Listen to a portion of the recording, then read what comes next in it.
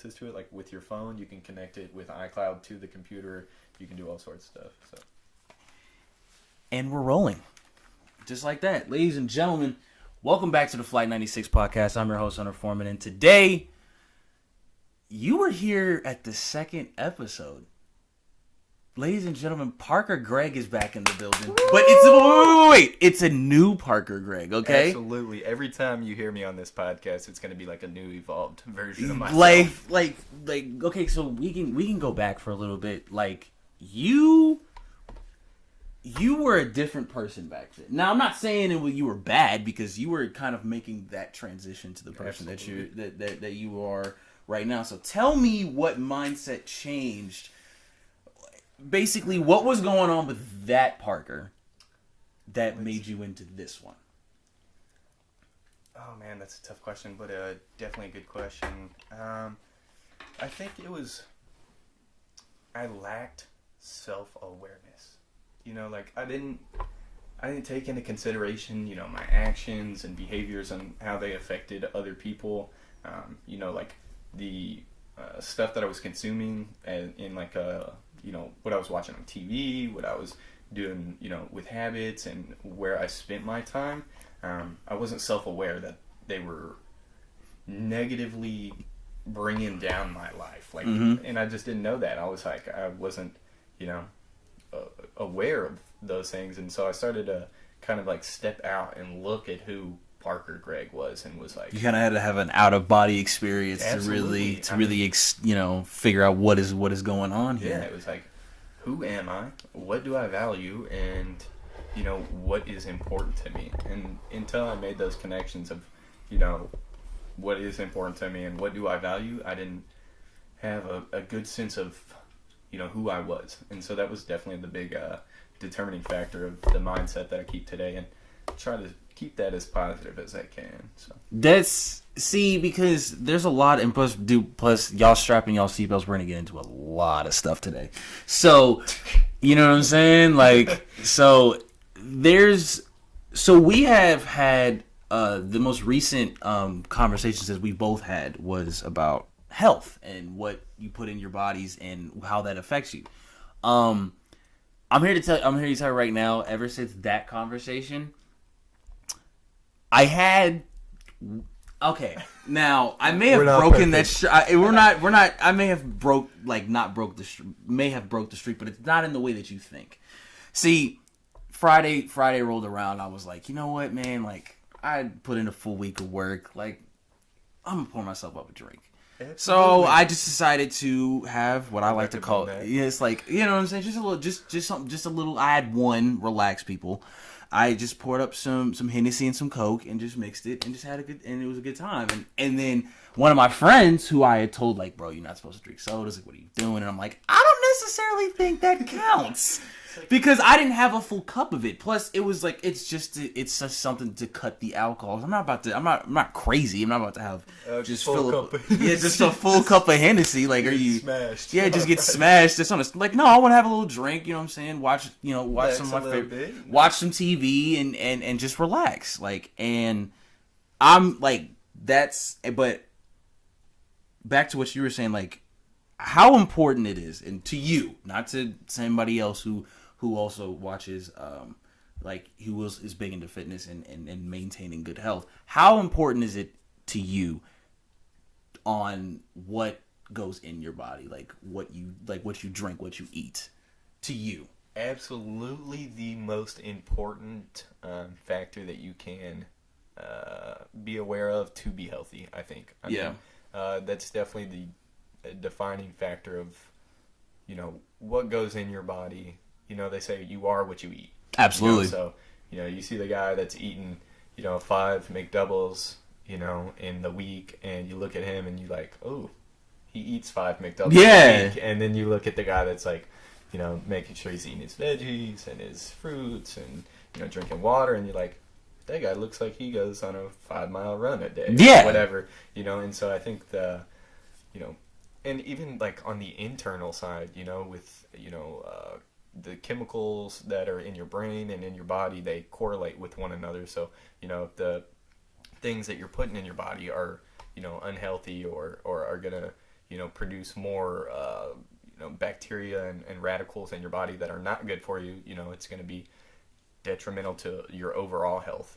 So putting healthy things in your body is definitely, I think, is the most important part to being healthy. Yeah, but also moderation is not it's good. That's good. It is good, but I think the moderation that we have nowadays is too much. I think people think, oh, I just eat fast food once a day. It's like I do it in moderation. It's like, that's 7 days a week. Yeah.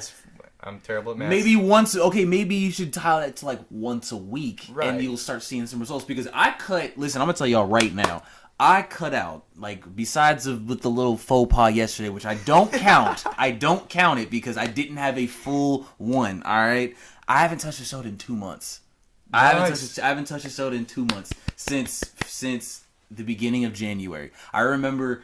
Shout out to a battle rapper by the name of Stewie Newton. He posted a video of him drinking a Sprite and he says, "This is my last soda," and dropped it in the trash can. And I was like, shout out Stu. Yeah, like I am with that. Like no more. And then Rome DMV, who's a manager of probably the biggest battle rapper in the world right now, New Jersey Twerk, he posted no more McDonald's 2019.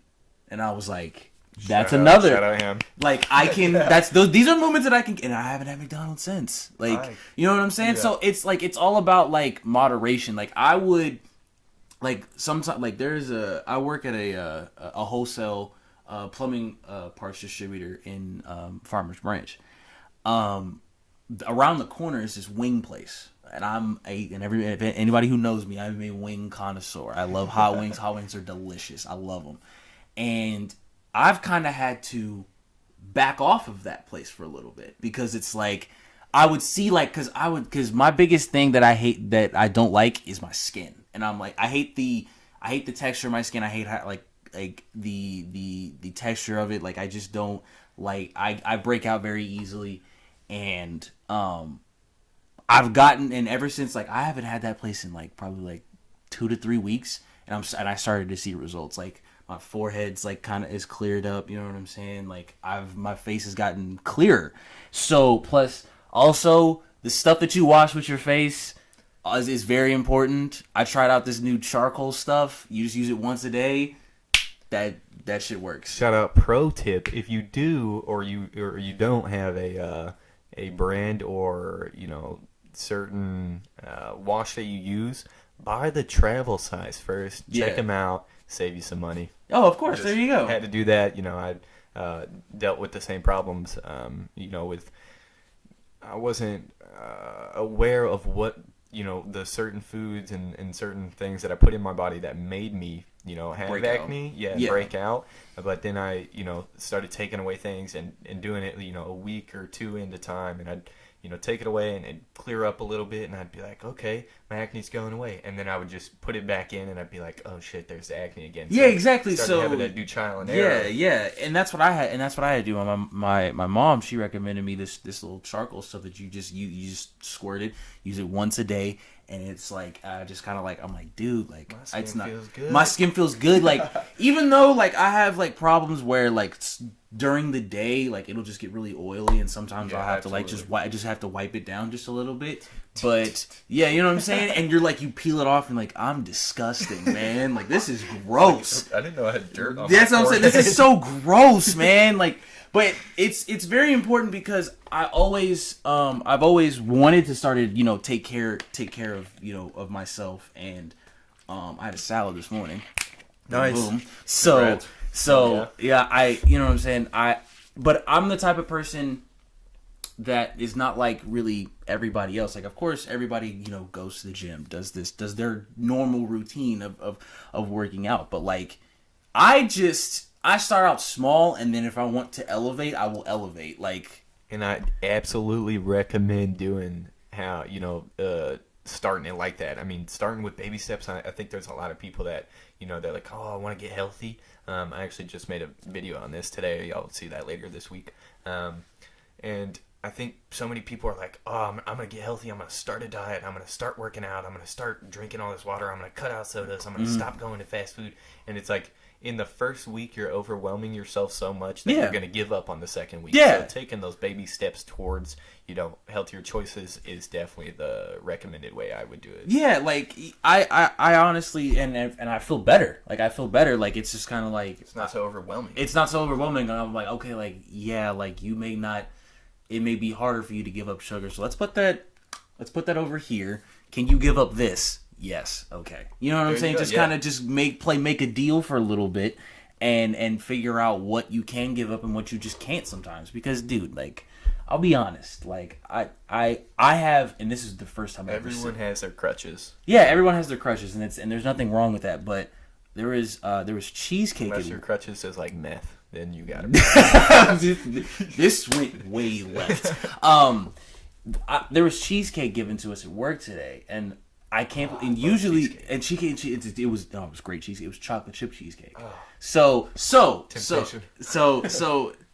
I've never said this because usually I'm like, eat it. Let me get 4 pieces. Yeah, let me get 4 pieces. I had 1 piece, and I was like, dude, this is super sweet and rich. And I just stopped, and I was like, did I just really say that? Like, wow. Are these changes really happening? Yeah, that's what I'm saying. Like, is this really going on? Yes, I'm saying, like, what? Did you just really say that? Like, and I like I said, starting with baby steps, like, I'm nowhere near where, like, where Parker's at, or, you know what I'm saying? But I don't think that that healthy and fitness is a race. Unless you're like, Absolutely unless it's, not. I don't think it's a marathon. Yeah, that everyone's running, and it's either you jump in the marathon, you start running with them, or you're just standing watching at the starting line and you're waiting for someone to shoot a gun, which is like I don't. There's not multiple shots; it's just one shot. It's just one, and it's a flare gun. So relax. So I don't think necessarily that it's not a bad thing. Like I've learned that, especially about life too. Like I've learned that I think of, and I can't believe I'm about to even say this sentence, but I think of life as a highway. Now, not the song that you're thinking of, Absolutely. But you're in your own lane. Was that by Keith Urban? No, that's Rascal Flatts. There it is. There we go. Shout out to Cars, by the way. Oh yeah. Yeah, that's how I know that. So I just think of it as, and you're in your own car, and whether you change lanes and get in front of people, or you get behind somebody, or you just speed up past somebody, it doesn't matter. Like, I never worry if someone's going. It's a great analogy.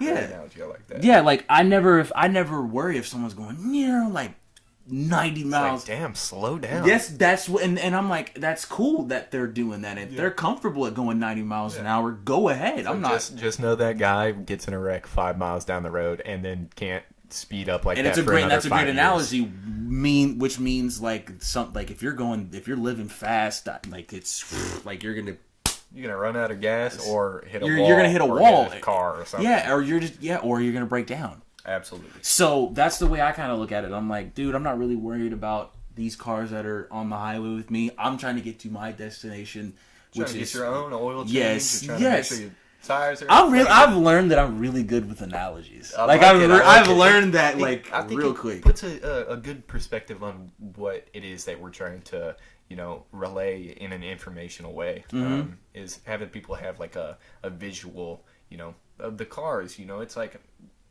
There's so many people I think that are that have an opposite mindset of Hunter and how it's like they're trying so hard to get into front in front of the people. Yeah. But it's like, just go the speed limit. Yeah. And you'll meet up at the same place. Yeah. It's like, it's not a race. It's not a race. Life to me has never been a race, and to me, and this is I don't know who needs to hear this, but life's not competitive. No. Absolutely. Well, okay. I think there is some sort of competitiveness. Is that a word? Yes, competitiveness. Yes. That you need to be able to get ahead. Not necessarily that getting ahead is better, but you need to be able to say you want to go 90 miles an hour. You're going to have to compete against the guy that's going 90 miles an hour. Yeah, but to me, and I'm glad you brought that up. The way that I look at that is that this guy could be going 90 miles an hour, but he could be just minding his own business. If That's this person's honking at you, bumping into you, like, you know what I'm saying, then you're gonna be like, all right, I gotta get in front of this person, basically. What I don't appreciate is that when you have, and I'm about to get, see, I don't want to dive into the just like the raw talk just yet. I want to kind of ease into it, but I think we're about to start right now because I see this in a lot of girls, and yeah. So wait, so competition. So ladies, all my ladies that listen to the podcast and that love the podcast, if you do not think this pertains to you, then just listen to it and just enjoy the knowledge. Out like I did. Yeah. And make a self-awareness assessment and see if this is you. Yeah. This is important. But this is because I'm a people watcher. Like, Absolutely. I watch people, and I'm the type of person who will kind of feel the vibe of the party first before I start mingling. Yeah. Like, if I'm not liking the vibe right now, it's like, where's the front door? Yeah, where's the front door? Or let me get a drink real quick. You know what I'm saying? Just to ease the tension. So I see this every time with girls. Like, I will always see, like, and I won't even know them. I'll just see them at the bar or the club where there's because you can see what girl plays each role. Absolutely. Like that. Yeah. And you can see a group of them. It is. And you can see the girl who basically runs the group. Right. You see the girl who's basically number 2. It's like the Kardashians almost. No, it's like Mean Girls. Oh yeah. That's way better. It's like Mean Girls. It's like, then there's the 2 girls that are supporting, and then there's the girl that that wants to break away from them, but she's afraid that she won't make any more friends. Right. And if you break away those friends, if you are feeling like you need to break away from your friend group, which I actually recently just that happened to me. I was like, I'm not really rocking with the environment that I'm in and the certain actions that people were taking part of, and I did have to break away, and it is definitely a hard transition to be friends with people for so long and then recognize that they're not really in good works, and you have to make that change. It's basically kind of you're wondering why you're only going 60 when you can go 90. You kind of have to I'm gonna bring this car analogy back throughout the entire thing. It makes sense. You're like, I gotta dump this stuff off the back. Like, I'm dragging a little bit, so let's just I think one of the things is if you're at the top of your friend group, you need a new friend group. That's a great point, because I don't feel like I don't need to control anybody. I don't need to tell anybody we're not going here. If you want to, if I was like, let's just say, if you want to go on this vacation with us, that's cool. On. If you don't, that's not no hard feelings, man. Like, no hard feelings. But it's not a. I always see this just with girls. I never see this with dudes, because if it has. I don't see it as often. Don't get me wrong, dudes definitely do it, but I think it's just you see it in a completely different way. Right. Like, you don't see the guy who runs the crew. Like, you see the guy who they all hype up, but that's not necessarily the guy who runs the crew. You know what I'm saying? So I always see that. And another thing I always see, which we talked about this before we went on air. I see how I put a tweet out where I said social media has made me an in the moment person. I see people, like, we document everything now, and absolutely. I exactly, you know what I'm saying. But I think there is definitely there's a line where you're documenting for a purpose and documenting for the attention of others. Yes, exactly. So we all have Snapchats, we all have Instagrams, we all have that stuff. We're all guilty of it. But it's the way you use those platforms is kind of defines. But listen, I saw 3 of these back to back today, and I'm gonna tell you. So, and I'm not gonna name any names, so relax. I saw you're familiar with how Instagram has their own stories now, right? Yes. I saw 3 of the same boomerang that those little boomerang things. Yeah. I see 3 of those of the same thing back to back from 3 different people. Now, I'm all good with having some creative way to do video and stuff, because that's a cool thing. Like you can if you like throw a ball and you throw in a boomerang, it's like it's coming right back at you. Yeah. It looks really cool. But if it's Bill, Joe, Sam, Yeah. Susie all post the same thing, it's like we now don't like that. Yeah, I don't like it anymore. Like, if you are at the club and you have and it's a selfie and it's a boomerang, I'm like, you could have. There's a lot of logic that I'm a logical person. There's a lot of logic that I don't understand. I and I'm about to be in Which this I think would make it unlogical. Yes. Illogical. Illogical. Yeah. Yes, illogical.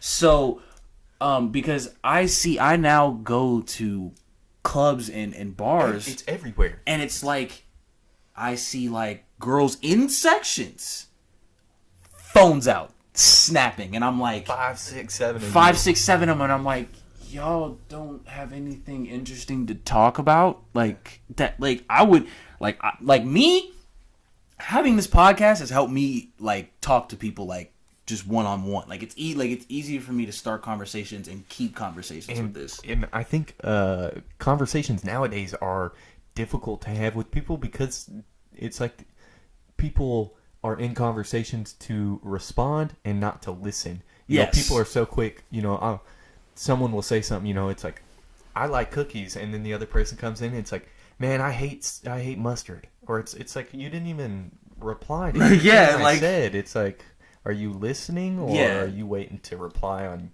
what you think is better? Yeah, exactly. Conversation's definitely hard. And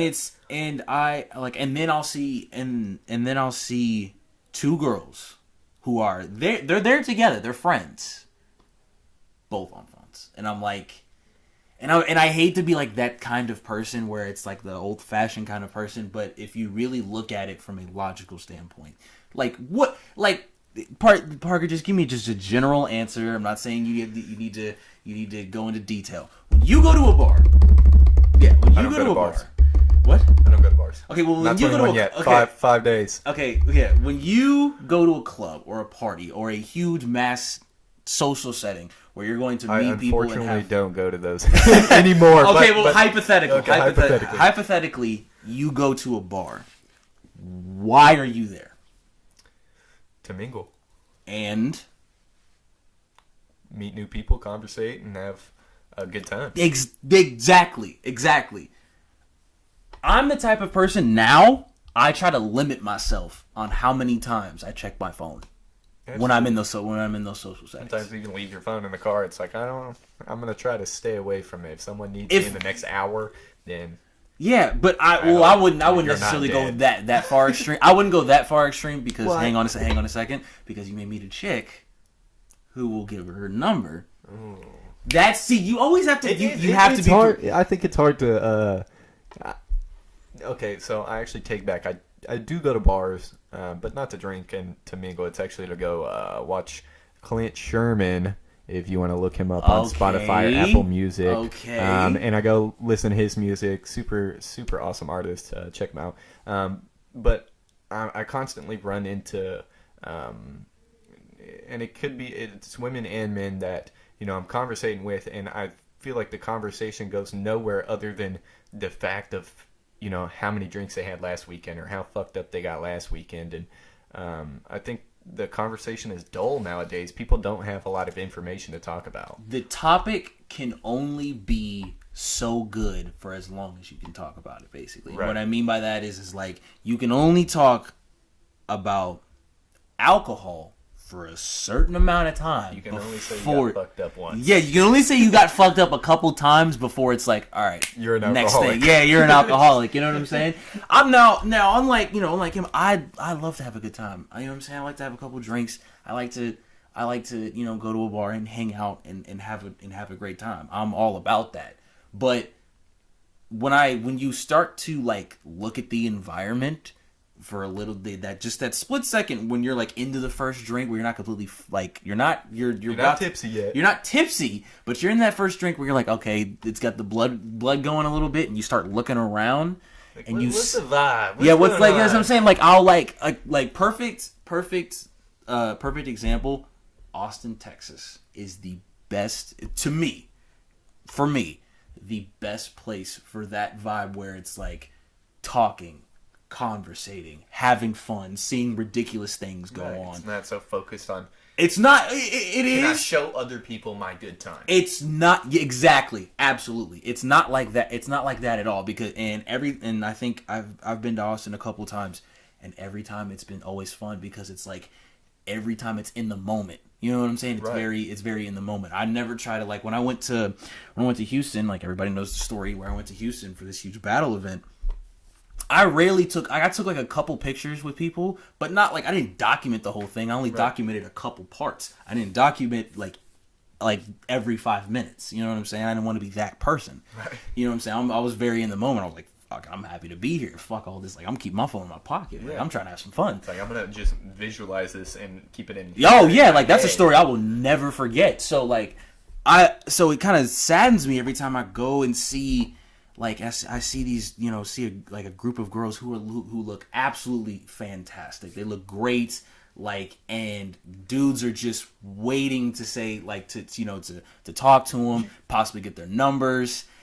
I find that to be something that's a little bit more difficult to do nowadays. It really approaching women and not getting a like, why the fuck did you approach me? Yeah. Kind of response, and it's like, oh. I guess I'm just supposed to let you just the be on amount your of phone. awkwardness, has increased because of that. Substantially. Like, but yeah, exactly. Because it's always the right. Like, I'm gonna give you I'm gonna give you all a tip. When she looks up from her phone, when there's a tiny window where before she talks to somebody, and then after she looks at her phone, when she's looking up and either she's about to order a drink or basically she is not speaking to nobody, there is nobody in her sight, that's the perfect time to go in for the kill.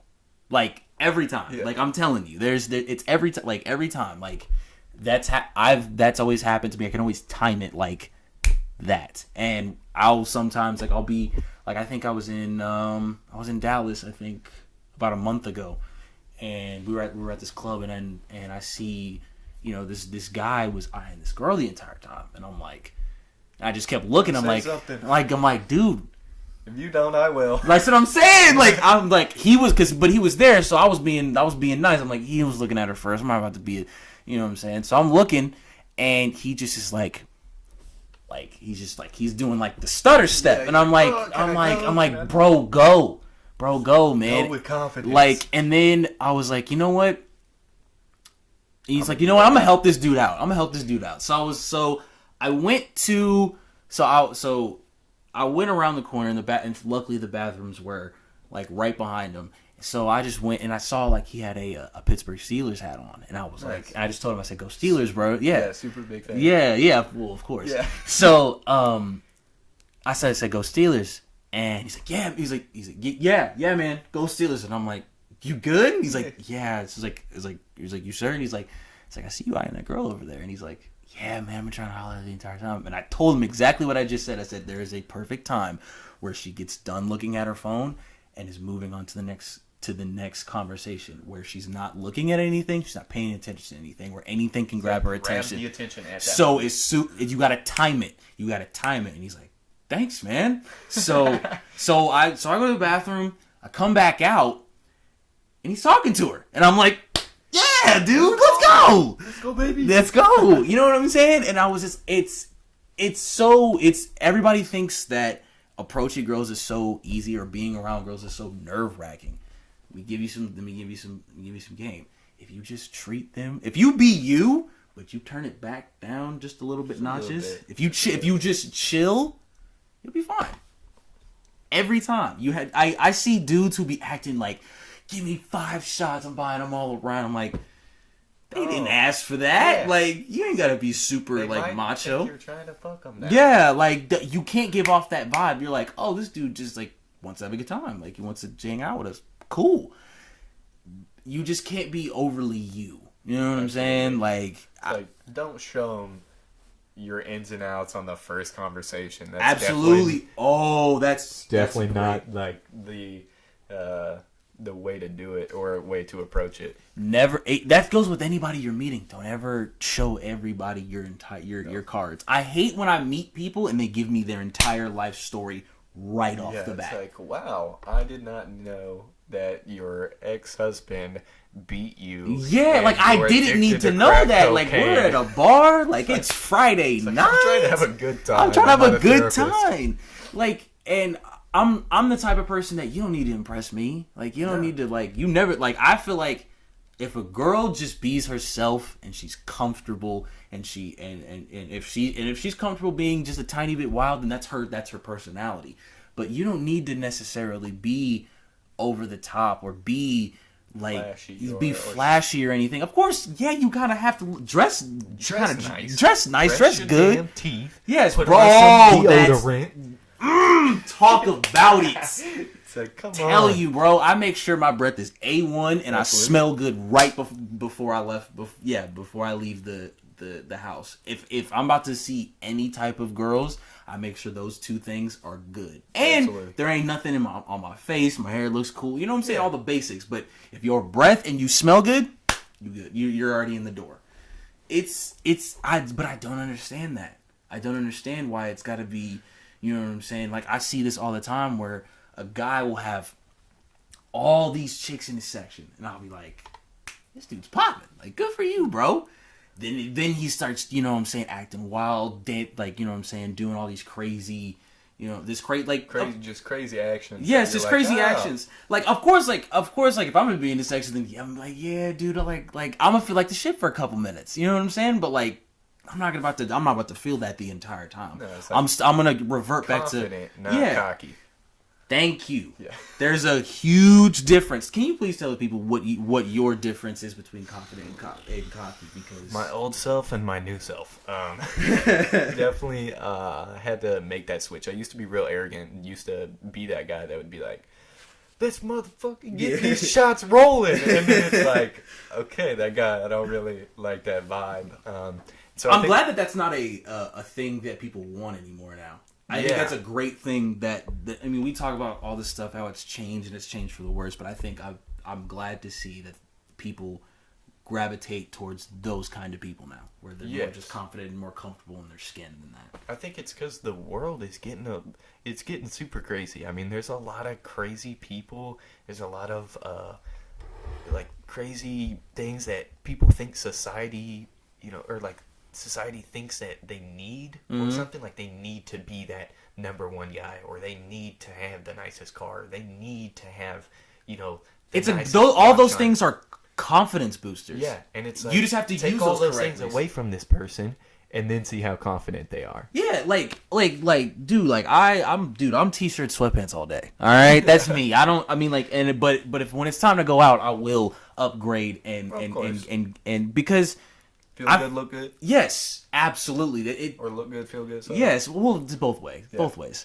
But I'm a huge believer in that because if you like, yo man, like you look at yourself in the mirror, like I look good, I'm fresh. You know what I'm saying? I got the nice. If you got the nice jean jacket on, I'm using my own things. Like I got the nice jean jacket on, got the nice shirt on, jeans on, fresh pair of shoes. You know what I'm saying? You got the watch, you got the glasses, hair's all good. Then you're feeling good. You walk and then that people gives you confidence and then not cockiness. Exactly. You walk and then when you walk with that confidence and you kind of act and you just like you show like people like this guy's comfortable in his own skin. Not this guy thinks he's the shit. No, it's this guy's comfortable in his skin. He feels good about himself. That's what people like. Walk humbly. Yes. Oh well, I'm not saying you don't. And people always like you can't be humble forever. I'm like, bitch, watch me. Yeah, watch. I'm the type of person that I will always show love more than I receive it. Absolutely. That's just how it's always been. You know what I'm saying? I'm the type of person that will just give. If I got $10 and you ask for $5, I'm gonna give you $6. Yeah. Well then like that. In that kind of way, yes, I didn't expect that, but like, you know what I'm saying? Because, but yeah, it's a perfect analogy. I just think it's more. I think it's humility is a big thing that I've been trying to come more into contact with in my own self is that, it's like, I'm not super important. I want to. I'm make important sure to others, myself, right? But I may not be important to everybody else. Right. And I also want to make sure that other people understand that they're important. So that's why I'm humble with myself so that I can, have humility with others. Yes. So it's also a slippery slope because you never want to be like the person who is, where you're humble to the point where like you don't even care about yourself. Yeah, you don't even care about yourself. So don't be there. There's a fine line between that. Be humble to where you know that you're not the number one most important person in the entire world, but also be confident enough that you are important to yourself. Like you are number one. Self-worth and self-love is something that I think people are getting away from. There's this with the social media, it's like everyone's trying to prove their worth to other people, and it's like I don't understand that. Yeah, it's like you don't need and I caught myself in this in the first year or so of a lot of documenting of my life. I was trying to prove to other people that what I know and what I can do is valuable to them, and then I had to take a step back and make a self-awareness assessment and say, do I value what I think I know? Mm-hmm. And it's like, okay, yes, I do value what I think I know. Do I need other people to recognize that? No. Yeah, no. Right. And so that's why I never, when I started this podcast, dude, I never did it for views. I try to steer away from the whole TMZ thing where I want to use this platform to uplift people and make themselves feel better about themselves, rather than just being like any other news station to where it's like bad. I've heard that for 10 years. Can we start a new decade of good talk and positive talk and all that stuff where where we can be happy like that this person is on the news for having giving a charitable, a huge charity donation, or having this old guy saved this old lady's life because and helped her move in here or something, that stuff. Why does it have to be like this person cheated, this person faked a police report, this rapper is now being held in jail because of this? And I'm like, I'm tired of reading those headlines. It's super draining just watching the news. It really is. It's like, dude, this kind of put a damper on my day, man. Like fuck off, turn this off. Get this away from me. I want to that's why I try to find outlets to if I'm having there's always those things that you have that you always rely on when you're having a bad day that will always lift your spirits. Exactly. Shout out to New Legacy Inc. They're a streaming team where they do different kinds of they stream video games. They're some of the most funniest people I've ever seen, and every time I'm in a bad mood, I'll put on one of their videos or previous streams, and I just laugh. It's so it's I'll be at the end watching. I'm like, what was I even mad about? Yeah. I'm not mad anymore. Yeah, I'm not mad anymore. That's and that kind of stuff. I always have and that's why I always have I always have rap music to rely on. You know what I'm saying? It's a very big passion of mine. Whether I'm reading upon it, listening to it, whatever I can do to I used to make it 2-3 years ago. So whatever I can possibly do to further that culture, always gets me in a better mood, because it's this is separate from my personal life. So let me just get out of this mode and get into this mode. You know what I'm saying? So, but go ahead. I think that that's one of the bigger things that I think about myself is that I like that. I like taking people from a for lack of better terms, miserable state, and then just a down state. Yeah, just a down state, and then just speaking some positivity, or showing them life really ain't that bad. It really, sometimes it can be, sometimes it sucks, but then you also have to realize that it sucks a lot more in different parts of the world. You know, absolutely. There's people that don't have clothes. There's people that can't go to their sink and get water. There's people that can't take a shower. There's people that don't get to eat. Yeah. It's like, that's a real thing. And I think people, that's one of the bigger things that I've been trying to work on is gratitude. Yeah, there we go.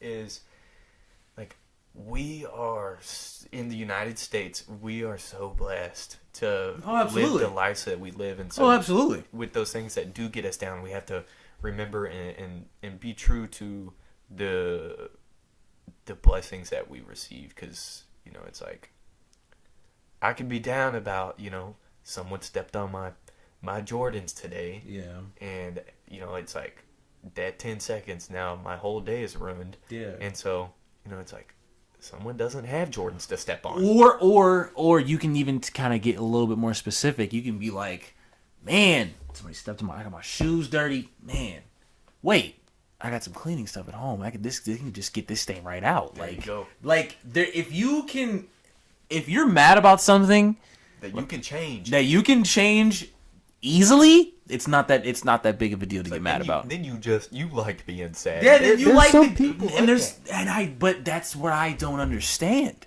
Like, I see people like tweet some of the most depressing shit I've ever seen, and I'm like, dude, do you need a hug?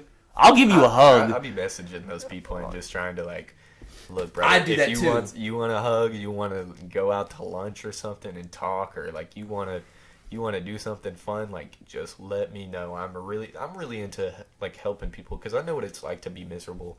You know, I've went through periods of my life where it's been there is, you know, I didn't have the ability to look up on my own, and so, you know, other people can lift you up and help you look upwards, because a lot of the times in life you need support. Support is a huge thing. There's nothing wrong with asking for help, people. No, nothing at all. And so if you're dealing with, you know, whatever type of help you may need mentally, or, you know, physically or financially, whatever, just ask someone, because the worst that they can say is no, and then you just ask someone else. Yeah, and there's always there's always someone that's gonna help you, or there's always gonna be a solution to your problems. You just have to, you know, kind of buckle down and find it. Not sulk in the problem, but look for an out. Yeah, you know, to make that problem. Like, I do that all the time. I'm like, okay, I got X, Y, and Z. I got problems X, Y, and Z. Okay, wait. Solution to that one will be in 1 week. Solution in this one will be in a month. With the solution to this one, I can just do 5 years. Or I can do this right now. Like, I can fix this right now. So, like, it's really interesting when people don't get it. It's really interesting to me when people are in that down state and they love being in that down state, because and they like bringing other people with them. It's like, I'm miserable, come with me. That's something that I personally had to stop doing. You can't do that, because that's like, you're gonna ruin this person's day. They don't want to, you know, they might be having a great day, and then you just do this. You know what I'm saying? People like, you want don't help, but they don't want to be dragged into the problem.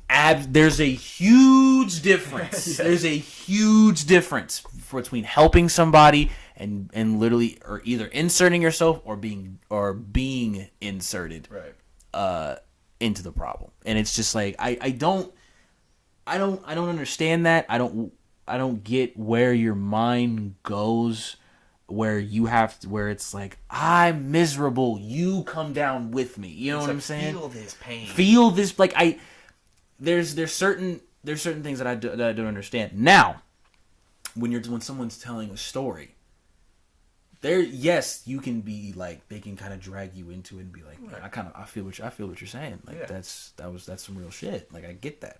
But it's not like, here, let me drag you. Now you're in a part of the equation. Now you're in the problem. Now you're in the problem.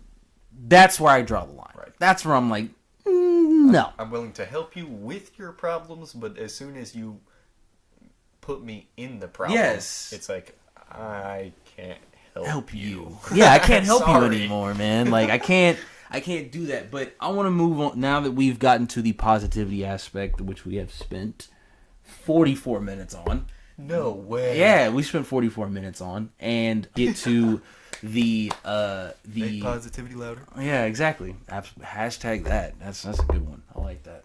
Now we're gonna get into the music aspect. Now, the last time that we spoke about your music stance, about you don't listen to anything past 1999, if memory serves me correct. Is that still a mindset? I would say the quality of music and the message of most artists are more meaningful before it went mainstream. Okay, If that makes sense. That makes sense. I listen. Don't get me wrong. I listen to a lot of old artists. Like Chuck Berry, B.B. King. This is Al when okay. Green. Hold on. I did not expect that, people. That was a curveball. That just hit me in the chest. Keep going. And so I think when there's a lot of music out there nowadays, and I'm not dogging on any of these artists. These artists, came up and they did what they did and they had their own style. But when it's like Lil Pump. Oh, don't even get me started. Don't get me started on Pump, dude. I can't, man. Oh my god. It's like I can't relate to what you me do. and my grandma popping pills. I can't. There's no, and I don't even I feel like I only listen to music that's gonna give me, positive thoughts, and I'm very specific with what I consume in my own brain. If that makes sense. Yes. So if it's talking about I'm slapping hoes and But some of those songs make you feel good, though. They do. It's a bump. Like, yes. You got some, you drinking a little bit and you in the club. Like that's the perfect time to listen. I'm not listening to the words. I'm listening. I'm feeling the beat. Yeah, and so there's a big difference between that. Now, I will tell you this because take a little bit of a story. So the other day, I went and I kind of found a box of some of my old stuff, and I found a box of some of my old stuff where I went and I was just looking through it, and I was just kind of like, man, I remember doing this. Are you serious? No, you're good, man. I wasn't even necessarily looking. I wasn't necessarily looking for stuff. I was just reveled at the fact that I found all this old stuff, and then I found an old iPod Shuffle. Oh yeah, the one the clip, the one. Okay, we're talking about the small square ones. Yeah, the small. Yeah, I found a. I don't even know what generation it was. Maybe the first generation of iPods, the real fat ones. Yeah. It was like the little thing where you move it. Yeah. So it was like, whoa. Yeah, so I had it was a little square little. I think it was a silver one. It was a silver little square that you can just clip right there, and you can and plug in. Like, dude, and I listened and I found what I found was not one rap song on that entire thing, and my mind was blown. Because if anybody who knows me, knows how much I love the hip hop community and how much I love the music and all of that. So I was like, what? Who was I back in the... I was like, what? So, and then I started listening, and I was like, it was just these old indie British bands. That's cool. That's a super different genre. Yeah, these old indie British bands. And then I found all of this music, and then I found one song that I hadn't listened to. It'll bring this full circle because I heard the song while watching something that was really cool, but it'll bring it full circle. But anyways, I found a bunch of Oasis on my was that Wonderwall? Yes. Favorite? That's not even my favorite Oasis song, but I'll get to that. So I was on, and I was just like, I was like, man, I can't believe I found this. I was like, dude, and then I just put it away from it. I was like, wow, that was crazy. I can't believe this. I can't believe I found all this stuff. So I'm on YouTube, and for everybody who knows, I'm a huge wrestling fan. And I was just looking, and there's a huge British promotion called Progress, where they're kind of like a very cult kind of thing. I mean, they I think their biggest show that they sold out was in Wembley Stadium, which is like the Madison Square, which is like the Madison Square Garden of England. Basically, is the best way to explain that. Or not Wembley Stadium, it was Wembley Arena. Excuse me, Wembley Arena. And I was like, I saw this guy who was from Scotland, and I'm really big into. I mean, of course, I watch WWE and all that stuff in America, but I got really like into like what's going on over there, like in Japan and England, and I think the Europe continent is it's a continent, right? Terrible. I'm terrible. You guys do not. If it's not health and just fitness, you can just say Europe. You can say just Europe as a whole. I think that they have a very in touch reality with society. Yes. Yeah. Even with their health and fitness, something that I'm super into is, it's very vast. Really? Like there's tons and tons of, I guess you would say fitness influencers and fitness people that are just everywhere. And I think it's a bigger thing over there. In Europe, everyone's pretty healthy. They eat pretty good foods. They eat different food than we eat over here. Like but I was watching this and it was this guy by the name of Noam Dar who got signed by the WWE, but I watched a couple of his highlight tapes when he was on the Independents in Scotland and in England, and I was kind of like, this is cool. And then he came out, and then one of his entrance theme songs that he came out to was "Morning Glory" by Oasis, and I was like, that's the perfect song to cut. Like the way Thank you for blessing. That's what I'm saying. Like I just watched this and I was like, dude, this is like the best song to come out to. Like he's a big like his whole gimmick is that he's like he calls himself the Scottish Supernova, and which pertains to Oasis. Yeah, he's a huge Oasis fan, and I was like.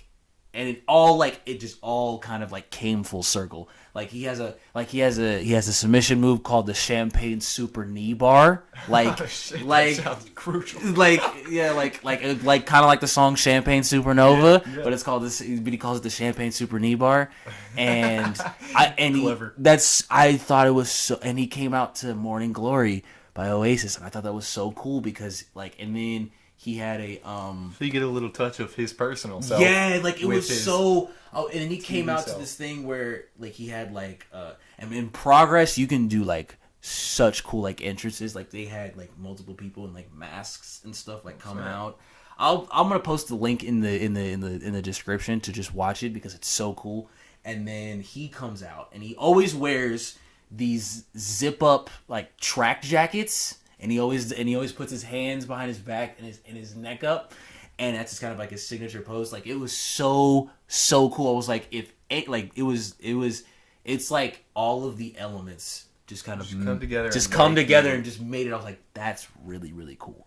But back to what I was talking about. But like, I didn't realize how much I loved like British indie music. Like I was like, dude, like there was bands like The Clash, The Kooks. Oasis. There was. I'm trying to think of even more. Like, there's a couple more. Phoenix. I don't know if they. I don't know. Listomania 1901. I don't know if they're from British or Great Britain, but I know they're from Europe. I'm trying to think of. There's a couple more that I can't really think off the top of my head, but The Kooks was one of them because not everybody knows who the Kooks are, and I was like, and I listened to one of their songs, and I was like. I remember now, like, as soon as the memories start to come back, and I'm like, I remember listening to this, like, doing just whatever. Because, and then like, it's funny because, like, I'll be in the car, and I'm like, Morning Glory by Oasis, and I'm like, boom, boom, boom. And then I'll be like. So, I think music is a super definite mood changer. You can put on some music, and your mood is from 0 to 1,000 real quick. Like, I'm the type of person that loves driving by themselves just to enjoy the amounts of music that you can listen to. Absolutely. And because like I live, like my work is about 50, maybe 55 minutes away. I have no problem driving because I know if I put on shuffle on my phone, I'm gonna have a good time. It'll take me back. Yes, it'll take me back. Forward, or now. forward or now, or you know what I'm saying. Like it always, and if I'm like on my way home from like, if I'm on my way home from somewhere, like I'll make the ride enjoyable. I'm like, man, I actually like this song. I'm gonna play it a couple times, then go to the next one, then go to the next one. Like I think what was the last time? What was my song count? I'm trying to think. 7,700 and. Wish y'all could have saw my face when you said that. 44, maybe. I probably have like 34 songs on my playlist. I legitimately have over 7,000 songs. Which is super cool. I mean, that's an abundance. Of course it's an abundance, but it's like about. I'm gonna go 93% of it is mostly rap, of course, because if you know who I am. Then there's some alternative. There's jazz, believe it or not. That's one of my more favorite. There's rock, of course. There's a couple of those. There's electronic. There lifting heavy. Yeah, like there's R&B, of course. So I find it interesting when people are always like, you only listen to rap. I'm like, yeah, but it's not like I don't shut myself out to these other genres. Right. You know what I'm saying? Like that's just what you enjoy. That's just that. If you're to tell me I could listen to one genre for the rest of my life, it would be that. Like, perfect example. Like, I had a conversation with a close personal friend of mine about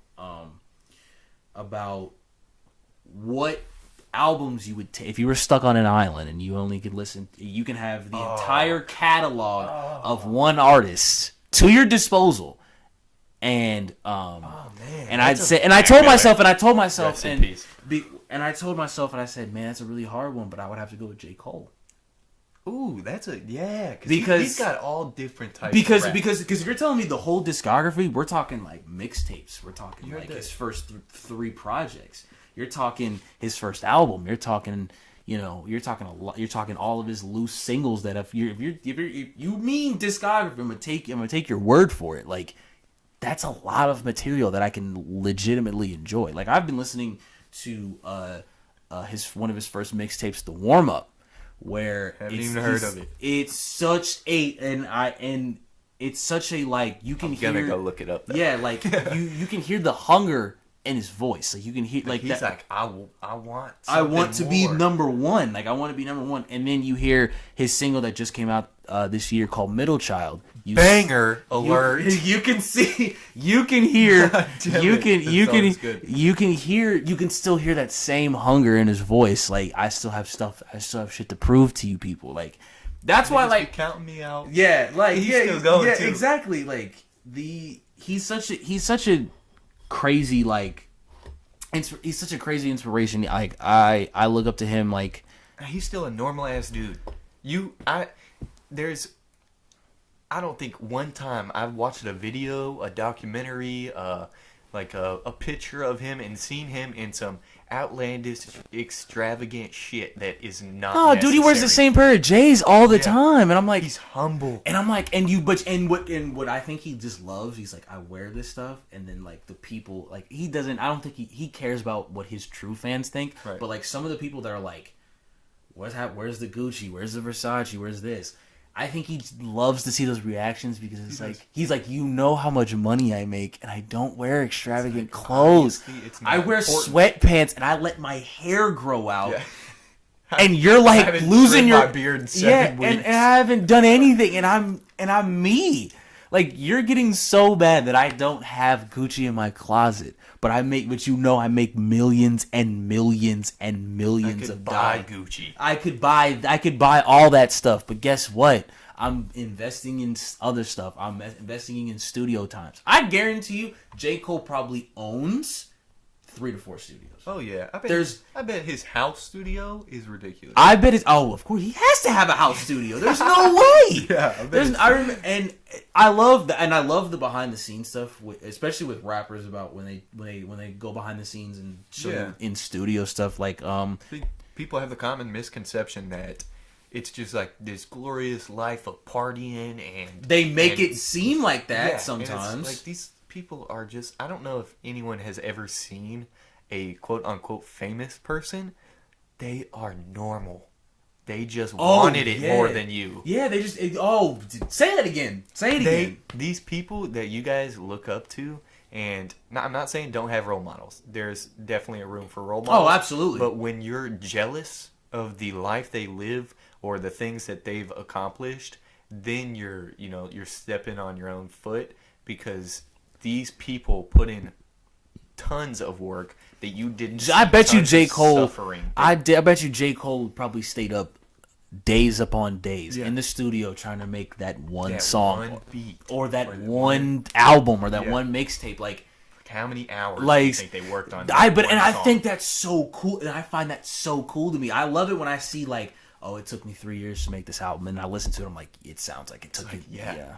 I can tell. I can hear that it took you. Like this song, I bet was recorded at like 5 a.m. Yeah. Like, and I love that stuff, because like another person who is getting out of that, who to me personally, and you probably may, and when I say the name, you'll probably be like, no, not at all. But the person who I think is getting out of that extravagant kind of thing, and of kind of like opening the door to, going back to rapping kind of, but still being himself, is 2 Chainz.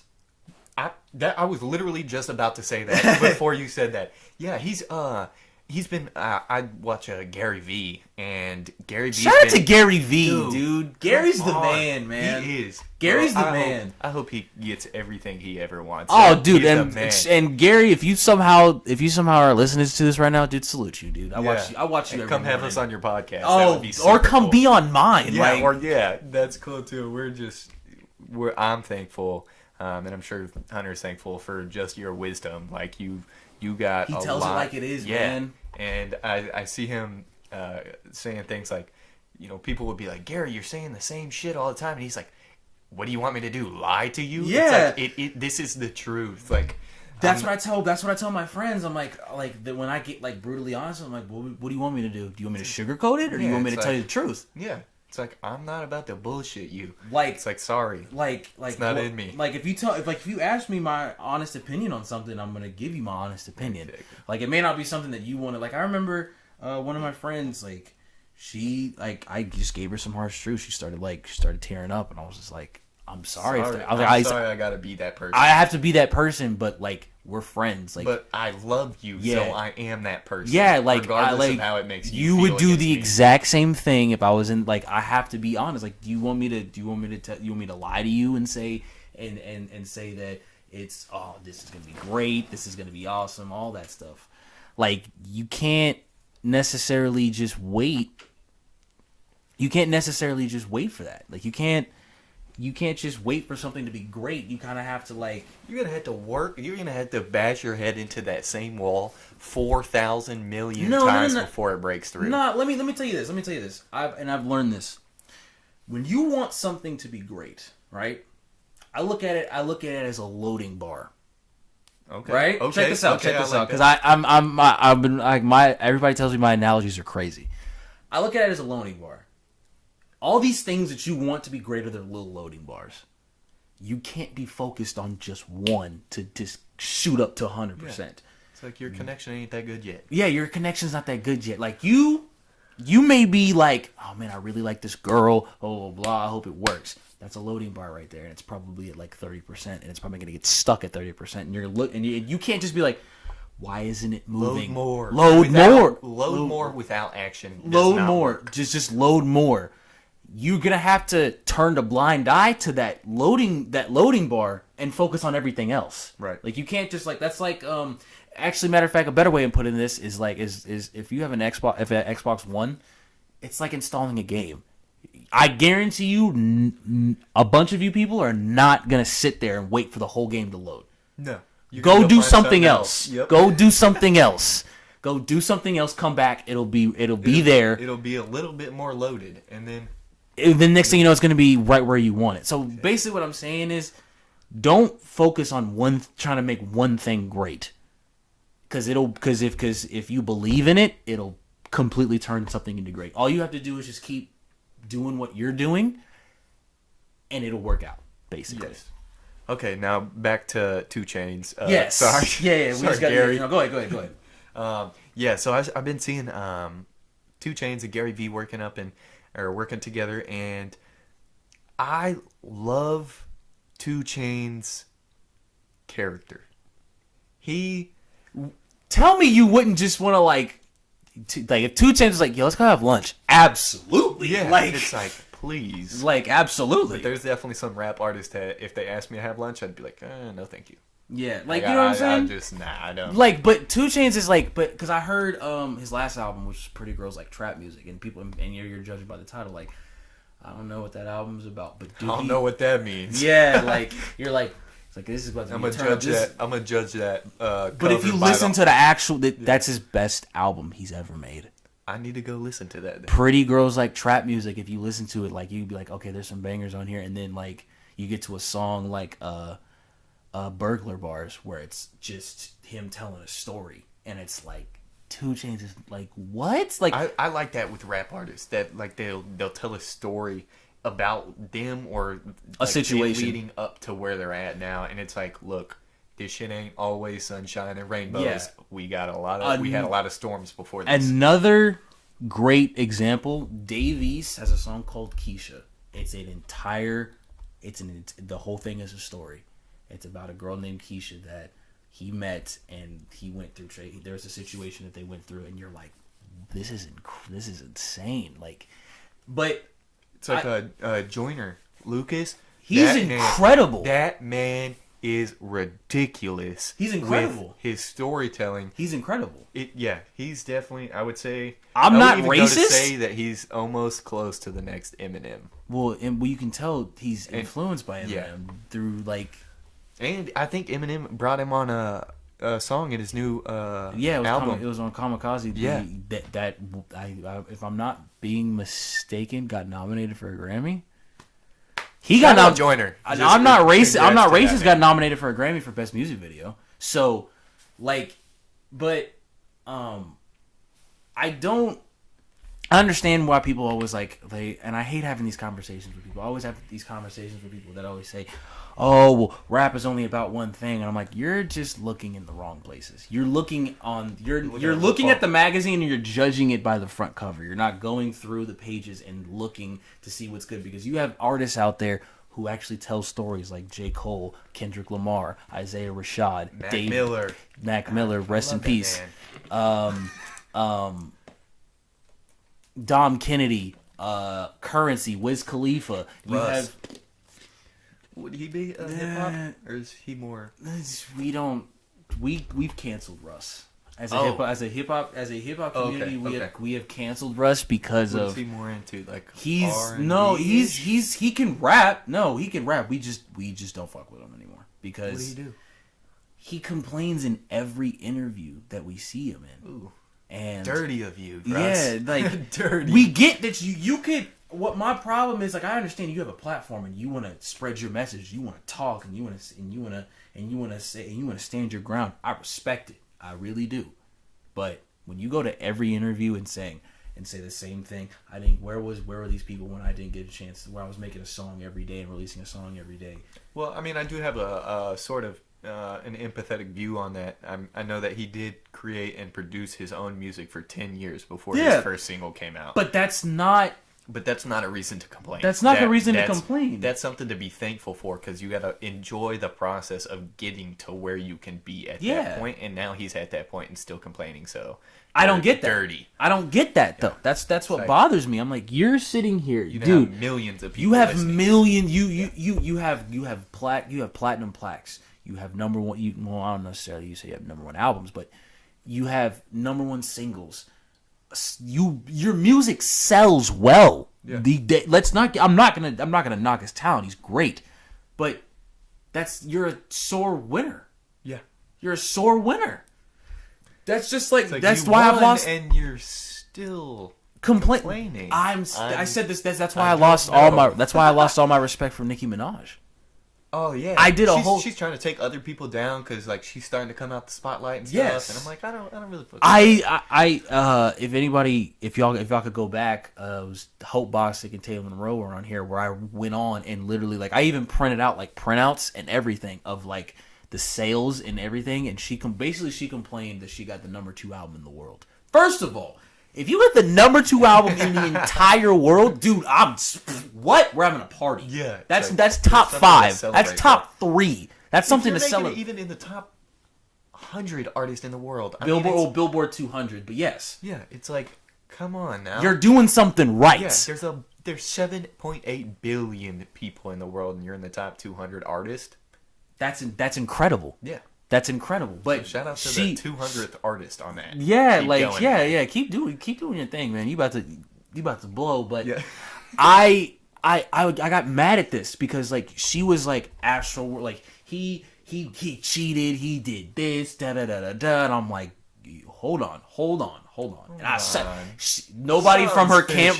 What's weird is that no Nicki Minaj hardcore fans came after me, which was good. Which is fine. You know what I'm saying?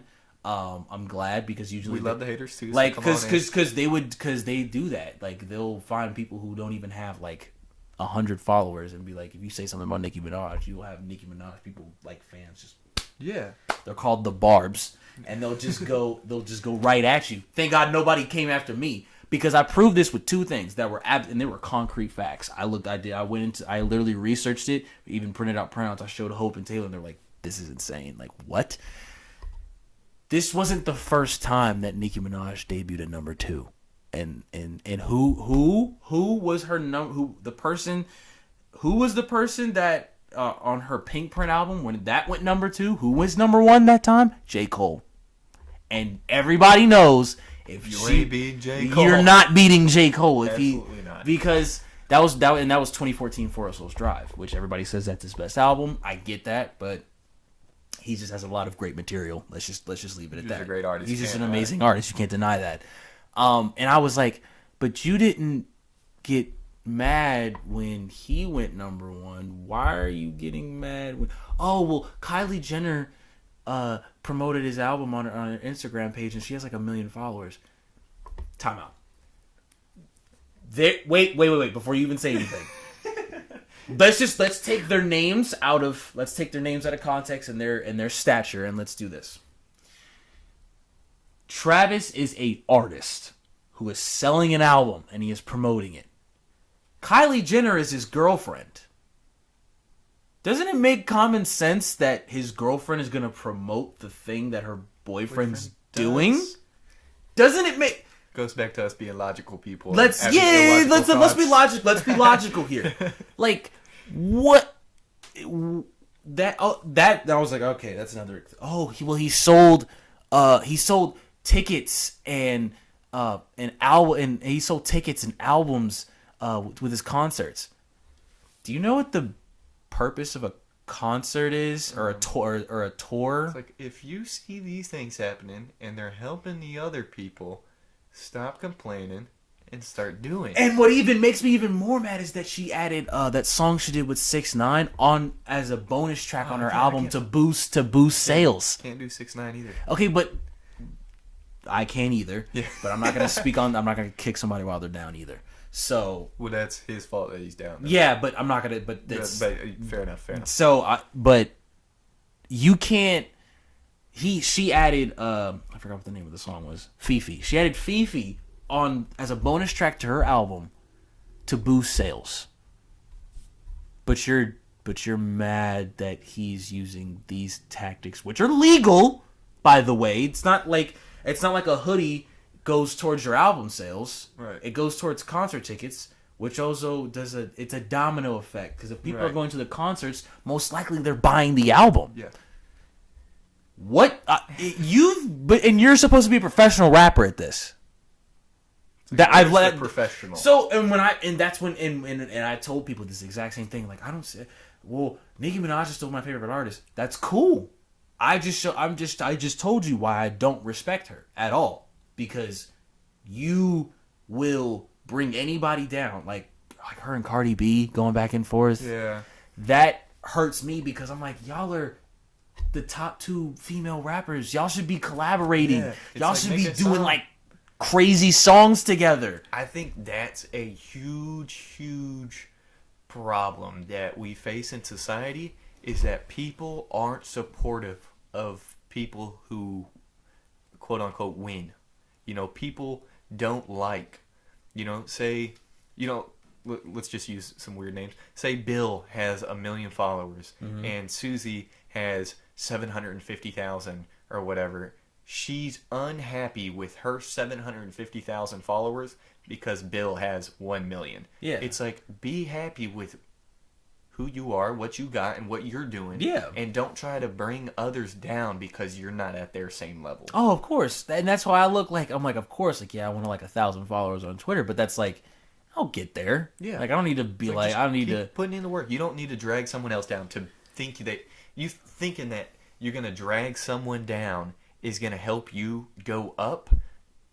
You gotta do something about that. Like your That's a horrible, mindset, because that's a horrible mindset. mindset's off. Because I never will get that. I never will get that. I know we were talking about music and we kind of went on a whole different other trail here, but still, is it still that same thing where you just like listen to, well, I guess you could say the majority you listen to, you know, you stop at 99 or maybe even No. to 2010 or something like that? I would say that I definitely listen to all sorts of music nowadays. I would just say that my more favorite music is of older age. Wouldn't necessarily put a date on it now, because there's a lot of new artists that I'm really liking. Like? Bass tracks or bass tracks. I don't know if you've heard them. I think they're actually a European indie band, kind of. Maybe check them out. Too Far, Too Fast. That's a good one. Okay. Let's see, who else?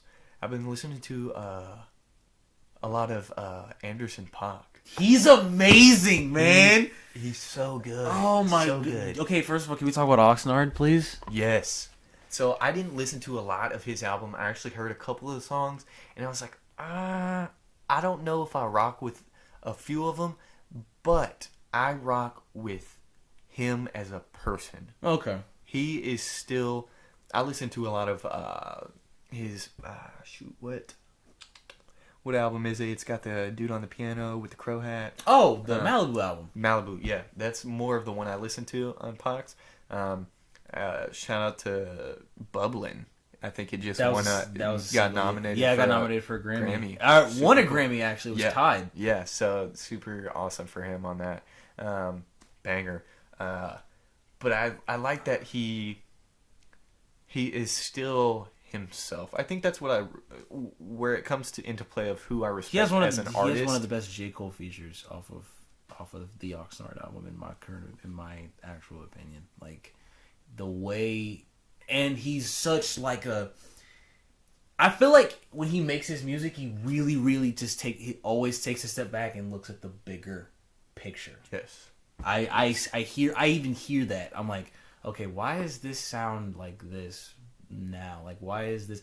Oh, this isn't what's going, or I guess you would say mainstream. It's not really mainstream, but it makes sense in his world, though. Absolutely. It makes sense in his world. Like when I heard, I'm trying to think of the name.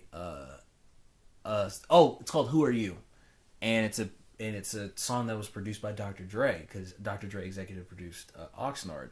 And I listened to the song. Dr. Dre is a killer in the game, dude. Man's been on the game for how long? Dre's the GOAT to me. Yeah, Dre's like he's the GOAT, like the producer GOAT to me. Yeah. I don't understand why people kind of discredit him sometimes, because if you really think about it, he discovered Eminem. He helped elevate 50 Cent. He's even helped elevate Kendrick Lamar. I was about to say Kendrick. Like, and then he's executive produced, The Game as well. Game, super tight. I love his music. And now Anderson. And he's just been around since this all started really popping off. He's only, you know what's so crazy and why I think he's the GOAT? He's only released 3 albums. The Chronic, 2001, and Compton. and he's a billionaire in spite of those 3 albums. You would think he marketed himself very well. like he oh knew, my goodness, he knew how to get people to buy his stuff. Yeah, I mean, like, he worked in ways that I don't think he would work on it unless he knew the outcome was going to be great. Oh, or absolutely. exemplary even. Like you would think people refer to studio sessions with Dr. Dre as rap boot camp. And I'm like, what else would you? What do you? What does that mean? Like, what do you like? Okay, well, what it is that Dre will literally like work you to death and make sure, like, not like on some like aggressive. He will push you like. I'm about to get your full potential out of you. Thank you. And if you're not putting out your full potential, I ain't working with you. Yeah, like, or he'll like, I believe in you, and we're gonna make this work. You know what I'm saying? Like, shout out to YBN Corday, one of the newest artists on the scene. He is, I want to say 20 years old, 21 years old. I think maybe even 19. He was in this. What he said. He's like, you know what I did for my birthday? I was in the studio all night with Dr. Dre, and I was like, and then you see, and then like there's a clip. I gotta find the clip of YBN and Dr. Dre and the thing, and he gives him a coffee. He's like, wake up, little man. It's about time. We're going to work. It's like, we're going to work, and I'm like, that's what I need to see. Like Dre, like people are always saying like, oh, Dre's not gonna work with a new artist. Like if you see Dr. Dre taking a picture with somebody who you have never seen before, and you say, oh, this is my new artist, whatever. Like, just wait on it. Just wait on it. Like, Dre knows what he's doing every time. Like, when I heard that Anderson .Paak got signed to Aftermath, which is Dr. Dre's label, I was like, finally. Like, thank you. Like, he's been like Pac has been doing his thing like for a while. Like, I became a fan of his when he did the Malibu album, but I also became an even bigger fan of his when he did when he was on Compton, which was Dr. Dre's final album, where he was like featured on it, like of six of the songs. Damn. And he was like he did amazing. I was like, who is this Anderson .Paak guy? And then the Game came out with his documentary 2, and he did documentary 2.5, and on the 2.5 CD, Anderson .Paak was on like probably like 2 to 3 songs, and I was like, who is this Anderson? Who is this guy? So I looked him up, and I was like, oh, this dude's amazing. And then I think that same year where I discovered all of that, the Malibu album had just came out, and I was like, oh, like it was all like this, like this all. Now I get why you're big now. I get why you're doing your thing. So to me, like I said, Dr. Dre is like, dude, like GOAT status, like one of like Tom Brady of the rap game. I'm gonna tell you this right now. It will always be fuck Tom Brady. It will always be fuck Tom Brady. Okay, I could rock with that. I will say I could rock with that. Okay, how about this? I will say that he is like the Phil Jackson of hip hop. And if anybody knows who Phil Jackson is, he coached the Chicago Bulls to their 6 championships. I don't know who that is, but I don't really rock with Tom Brady. But we do have to take into consideration that man has done substantial things in his football career. No. I'm not gonna. It is fuck Tom Brady. It is fuck Tom Brady, but I don't agree with him on his. I don't agree with him as a person outside of the field. I don't even know him outside the field, but I've read some stuff about him that on the inside of it that I don't necessarily agree with, and that's just my personal preference. I've never been a fan of the Patriots in the first place. I feel like I didn't like that they took the damn Super Bowl away from so many people. Oh my god! That was the worst. So many times. It was this year's Super Bowl was the worst Super Bowl I've ever watched. I didn't even watch it. It was bad. I just knew that if the Patriots are in the Super Bowl, it's like, I don't know. I'm just not gonna watch it because I know who's gonna win. Yeah, you know who's gonna win, but it's also like you want an entertaining game when you watch sports. You want to see some back and forth. I want to get up out my damn seat and cheer for someone. That's what I'm saying. Like, oh crap! It's third, fourth quarter, 5 minutes. Like, are they gonna do it? But like the entire game, it's like field goal, missed field goal, field goal, field goal, touchdown. Okay, game's over. And then you're like, like, that was the worst it was the worst Super Bowl I've ever seen. I don't. At least the commercials were good. Damn, the commercials were okay. Yeah, okay, fair enough. They were okay. The fact that Big Boy was on the Super Bowl halftime show made me feel better because the NFL knows that that's the closest they're ever gonna get to Outkast being on a Super Bowl halftime show, because you have they have asked Outkast to do the Super Bowl halftime show at least 3 or 4 times, and they have declined it every time. I listen to a lot of Outkast. I don't know if I'm sure you have. It's kind of older, but Outkast did an acoustic version, or like I guess a different type of Hey Ya. Oh yeah, dude, that's a good song. That was great production. Of course. I like the different the Speaker Box Love Below, the album that they did. That what no one knows is that's literally like that's a Big Boy solo album and an Andre 3000 solo album on one album, and everybody's like, and everybody thought it won a Grammy. It won a Grammy, and I was like, and everybody was like, oh, that wasn't their best album. Are you high? Yeah. Like, what are you smoking crack? Right? So I was like, what are you even saying? Like, and people are like, oh, I loved Aquemini or AT-Aliens or Stankonia. I'm like, those are all great albums too, but Speaker Box Love Below was different. Like, you like when you get an album, you think, oh, I'm probably about to get 15, 16 songs. Okay, say 15 brand new 16 songs. Okay, Outkast is like, you know what we should do? Let's we'll record a solo album for you, and then we'll record a solo album for me, and then we'll just put it together. Like, and then they'll be like, and I bet the label was like, that's not gonna sell. Next thing you know, it goes. Next thing you know, it went platinum and it won a Grammy. So, you know what I'm saying? Like, shout out Outkast. Like, yeah, like Outkast is, to me, been doing it. People are always like, I need a new Outkast album. Wow, that would sound amazing. Like, I think appreciate that would what you got. Like, but you have a great catalog from their first album, which was Southern Playlistic Cadillac Music, all one word. It's a very long word. They're amazing. Andre 3000 is one of the best rappers like to ever do it. Big Boy, one of the most entertaining people I've ever seen on the TV screen.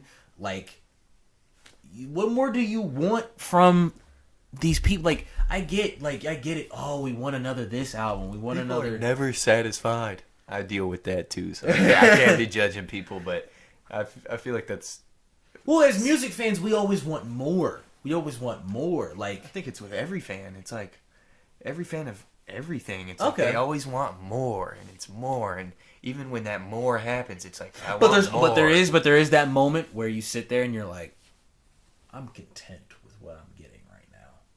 Like, I think there's different individuals that are like that, but I think a lot more. But those people who want more, they for a split second, they'll be like, I'm content with what I have right now, with what I'm getting.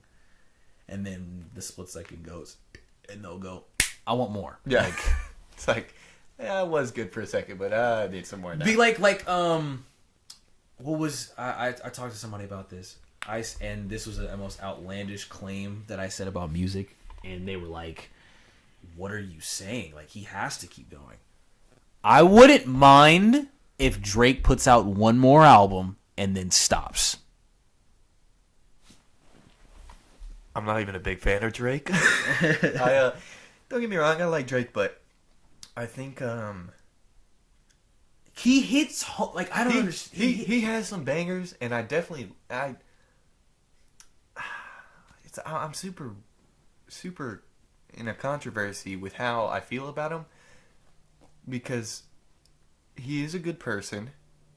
It's been shown. I think his confidence is more to a cocky now, but it has some justice in it. Okay, but you can't, if you were the first person in the course of almost a decade, maybe close to a decade, to sell a million in first week. The last person to do that was like Adele, and Adele doesn't put out albums all that much. Mm-hmm. So and gotta give him his credit. Yeah, like so. Good. Yeah, like And then you had Hotline Bling go number 1. You had God's Plan go number 1. You had One Dance go number 1. You have all these, like, you put out these. Drake knows that if he drops a song right now, the world's gonna go crazy. Yes. The world's gonna be like, absolutely. "Oh my God, no way!" Like, he knows that. But I think he has a confliction. That's conflicting. Yeah, confliction's a word.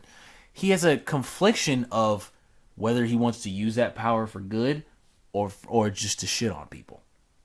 That's what I think. That's where my controversy is. Yes, That's what I think he does. That's what I think he does. I think he wants to be a good person, but it's like, yo. But he also wants to be like, look, motherfuckers, I told y'all. Yo, like, I told y'all I better shit on y'all now. Yeah, like, that's exactly what he does. I think that's exactly what he does. Like, I think he knows. Think in some songs he does show that. Some songs he shows that. Like, if you listen to what's a good example? Grammys. Him and Future. Oh yeah. Him and Future. You can tell. But when you look at, like, songs that show his humbleness, like Started From the Bottom, or Too Much from my least favorite Drake album, Nothing Was the Same. You can tell, like, it's like that humbleness is still there. Believe me, I still think that humbleness is still there, but it every time he gets a bigger, like, because I think he won a Grammy for something. I think he won. Of course, he won a Grammy. He wins a Grammy every year. He won a Grammy this year, but that humbleness came back because he said on the Grammys live on a live television broadcast where he said, "Don't let awards define you." Basically, just shitting on the Grammys. Yeah, like, just saying, don't let awards define you. Like, don't, like Travis had one of the, like, Astroworld. Travis had one of the best albums this year. Like, and he was nominated, but he didn't win. Cardi B did. Now, people were outraged. Oh, I can't believe Cardi B won this. It should have been this. Me, on the other hand, with the different mindset that I have, I'm like, Cardi winning, is that like? And then I look, I'm like, Cardi B is the first female woman to win Best Rap Album. That's huge. That's incredible. And I keep hearing this thing on the radio, and it's saying about how she won the Grammy, and she's like, "I want to thank you to all my fans, and I want to thank my haters too." Like, yeah, because she does talk about that. I mean, I think that she did have, like, a very long and overdue upcoming of her music. She was on Love. I think she's the first Love and Hip Hop person to literally go from Love and Hip Hop to #1 artist in the world. And I will never say she is horrible. I will never, like, because you have to. I respect the process. I respect the grind. Like, she put in a lot of work. All it took was one song. She made Bodak Yellow.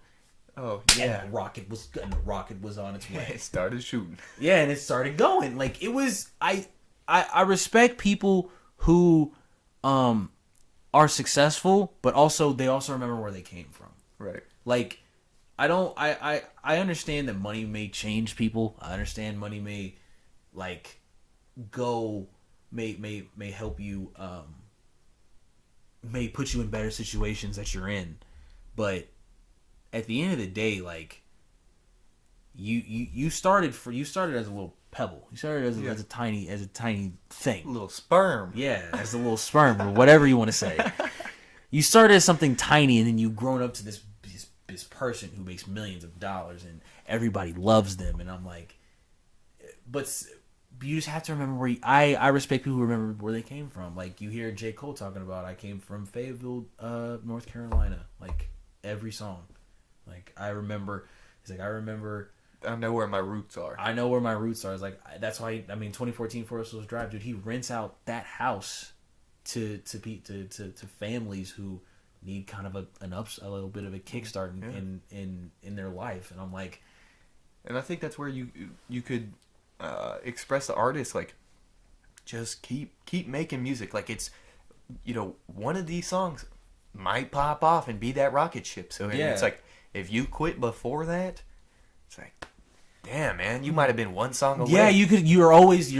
I hear this all the time. You're always one song away. You're always one lyric away. You're always one video away. It's like, just keep like going. Joyner. I guarantee you, Joyner was probably like, man, this ain't gonna work. And then he makes "I'm Not Racist," and it shoots to the top. I think the first song I ever heard from him was the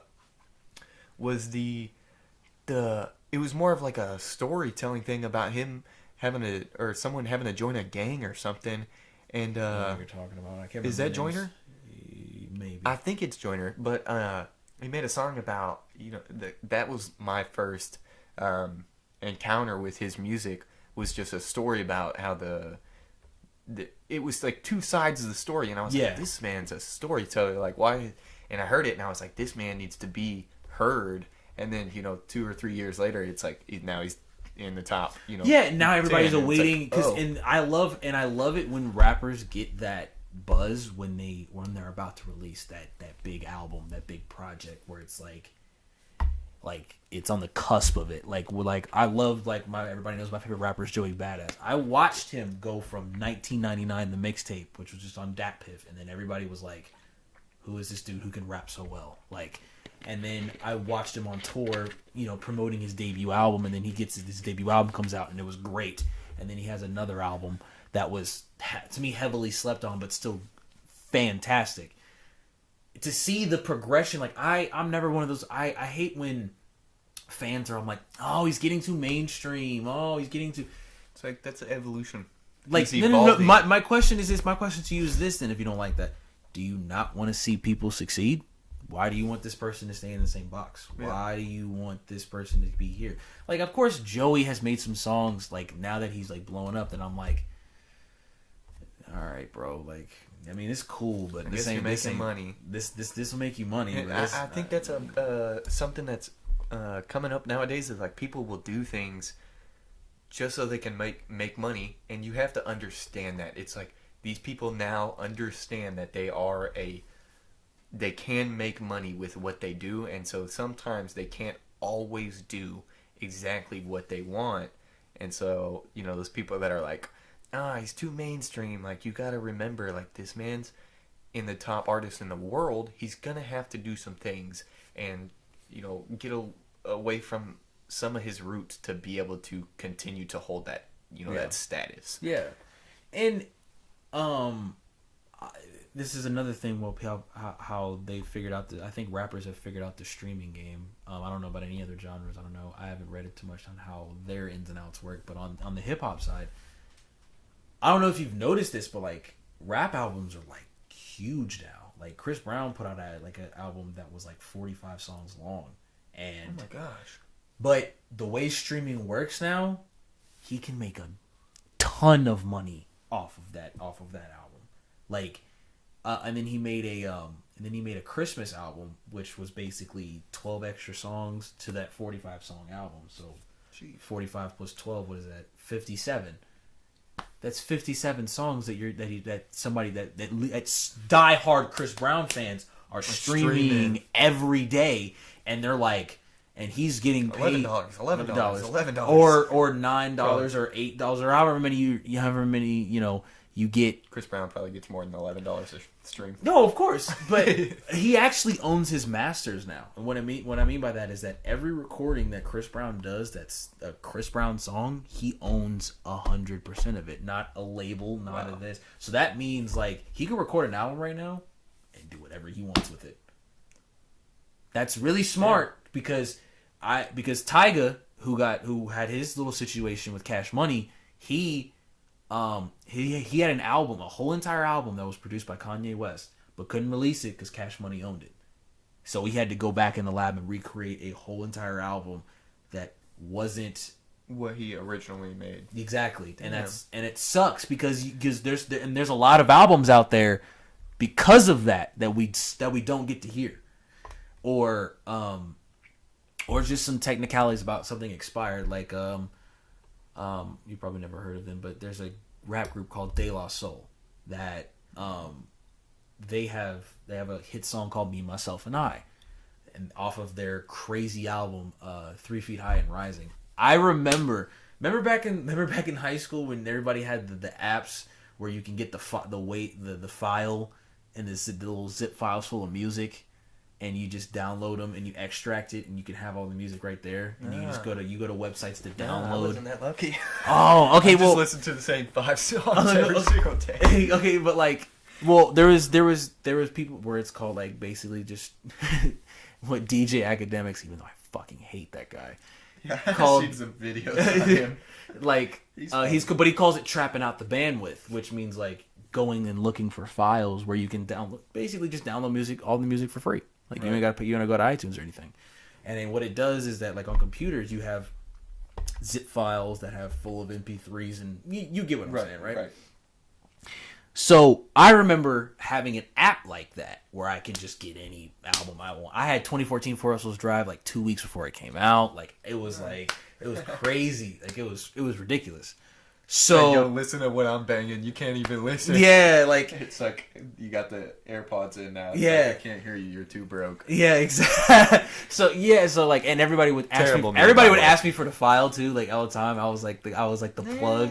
I was the plug. Yeah. Like it was so weird, but like $7. Yeah, like I remember like having out some Bosco sticks. Yes, buy me some. Shout out to Rush City's cafeteria where I never ate at that. But we're about to wrap up here because we're at an hour and 40 minutes. Jeez. So but what I was gonna say was, I used to have this Back to the De La Soul album. Like I only found that album on like certain websites. It wasn't on Apple Music. It wasn't even on iTunes. Which, like, I'd buy that album. I literally would buy that album. Let me pay for it. Like I'll pay for it, but it was like, oh, you only get it on Amazon. You can only get it on this. And then I remember finding the file for it, and I was like, I listened to the album that had Be Myself and I on it, and I was like, this album is incredible. Like, old school hip hop productions, like, very peaceful kind of vibe. Like, it was really, really cool. And then I figured out why and then Posthumous, member of De La Soul, said, basically explained why, the album won't be able to be available on Apple Music and stuff. Basically, the label that it was recorded under and now owns those doesn't exist anymore. So there would be no way to find. You can't find the master. No, just the masters for it. You can't find them. Like, and it's just they're locked away somewhere. That's they're. Come on now. Like that, and me as a rap fan, like that hurts me. And then like you have Mobb Deep, rest in peace, Prodigy. He passed away last year. I listen to Mobb Deep. Or at least I've heard a couple of songs. I love Mobb Deep. They had their last album, the infamous Mobb Deep. Their last like full of original music. They did a second disc where it was sessions from their first album, where it was a bunch of unreleased stuff, different kind of alternative mixes, and I was like, this is dope. I remember I listened to that whole entire album for 3 days straight. From 1 to like probably like 32, 33. That 33 songs. Repeat. Just on repeat, like just headphones in, doing homework. Like I listen to that album all the time, and now I can't even find the vinyl for it. It's on Amazon, but like, what am I gonna do with that? Like, like what am I gonna like CDs? You can't. I don't even know if I have CDs. Like I don't know if we use CDs anymore. Like I figured, like I saw in my burn CDs. Like in my car that I have, I figured I have a CD player, so that kind of makes me like feel better. Nice. I'm like, all right, Amazon, like I guess you can have my money. I guess you can have my money, but like I want Shout like out Jeff Bezos. That man brought that company in 1999. I think it was worth like $87,000, and really? Now is the richest company in the world. That cranks out vinyls and stuff. No, just Amazon. Amazon okay. Went from like an $87,000. Oh, dude, Amazon's like I would listen, man. Just goes to show, just keep working. Oh, of course, dude. Amazon's like to me is the like internet Walmart. There it is. That's exactly what it is, man. Like it's incredible. Like I found this case. Yeah, and it's you get books. You can get groceries on it now. You can find any music that you could like. You can find vinyls. They even do deals where they do 3 vinyls for like $12. It's like okay, let me get all 4 of them. Yeah, like let me get this and this. Like Amazon's the GOAT, man. But we are at 1 hour and 43 minutes. Get consumed in conversation. This is what we were talking about earlier. When you can have conversations where you don't realize that it went on for 2 hours, that's genuine conversation, Yeah. and we need to get more into that as a society. I think, going back to what Hunter was saying earlier about how people are so consumed in their phones and not in the conversation with the actual people around you, is something that you can check out on my YouTube channel. Go ahead, bro. Gregg's Gains. Check it out. The gains for not gang, not gang. Yeah, GAIN. yes. And I'm gonna post a YouTube video pretty soon. And one of the unhealthy habits that I think we are in, and that you could check out on that video, is staying plugged into technology too long and too often. So. There's a time and place where you kind of have to, use your phone as a crutch. Like if you're sitting at the airport, you're not about to sit here and just like look at people. Yeah, no. Like just like, all right. But if you're hanging out with several people and all those several people have phones out and they're all on their phone talking to other people, there's a problem there. Yeah, there's a problem. Like I'm a very in the moment kind of person. I love talking to people face to face. I'm one of these people too. I'm more of a on the phone conversation than text sometimes, right? Because it's like people are like scared to call nowadays. You know what? Also, I feel like people are also scared to just meet up and just talk. Yeah, To me, that's just yes. what I feel. That yes, I think hate so. I don't like that. I think, me personally, I'm the type of person that wants to. There's just some reason I just like the quickness and the efficiency. Yeah, efficiency. You get the real, like, meaning of what you're saying. Yeah, it's like when you text someone, you can interpret what that means to you, but you can't understand what it really meant from them. And so it's like, I think that's why conversation is becoming so dull. Oh yeah, and then you see people, like posting screenshots on Twitter about other people's text messages, that's private. And it's like, it's private, but it's like you get the surface level. No, that conversation that person just had with that person that they're exposing was probably interpreted in a different way by the person on the other side of the phone, basically. And that's where I'm just kind of like, you know what? Like, especially with, I'm gonna be just straightforward. Especially with like, if I like a girl, I'm gonna want to try to hang out with them. Absolutely. Just to get the vibe with them when we're in the same vicinity. Yeah, texting is cool. You can't actually understand the person through. Excuse me, voice crack. You can't get the actual, vibe from the person through text because it's not there. I mean, it's just I don't really fuck with technology, but we gotta use it nowadays. It's you could. These things are like they've become part of our. I think we stopped using them as tools and started using them as crutches almost. Yes, it's like I need my phone, or like, I even used to be that kid where my mom would take away my phone and I would throw a effing fit. Yes, and I'd be like, I need my phone, it's blah blah blah, and it's like now I've gotten to where it's like I don't even touch my phone for a couple hours. Oh, of course. So, like sometimes I'll just place my phone on my nightstand and like watch TV. Or write some ideas down for the channel or something like that, and like it's just like, oh, okay. Or like part of me like watching TV sometimes is like that, but also I'd rather be watching TV than being stuck in my phone. Than stuck in my phone, to be completely honest. I'd rather be watching my favorite show nonstop, like on Hulu or Netflix or whatever, than constantly be scrolling through social media.